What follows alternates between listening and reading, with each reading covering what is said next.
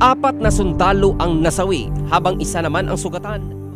Matapos ang malagim na pangyayari sa mga kapatid na mga kasundaluhan sa Munay, Lanao del Norte, muling ipinakita ng 1st Civil Military Operations Mahigalaon Battalion sa pamamagitan ng Task Unit Tabang at katuwang ang 44th Infantry Battalion ang diwa ng malasakit at pagkakaisa sa pamamagitan ng serye ng makabuluhang aktibidad sa Barangay Lilinding, Munay, Lanao del Norte at Piagapo, Lanao del Sur.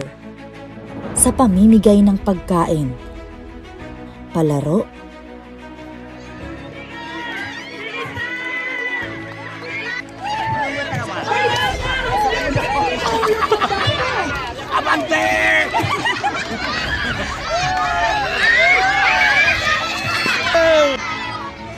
libreng gupit,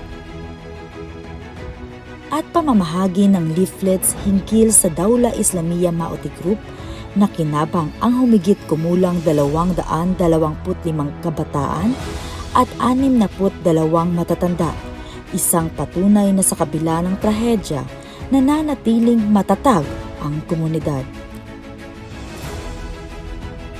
Sa aktibong pakikilahok ng mga opisyal ng barangay, residente at mga religious leaders, ang nasabing gawain ay naging sagisag ng pag-asa at pagtitiwala.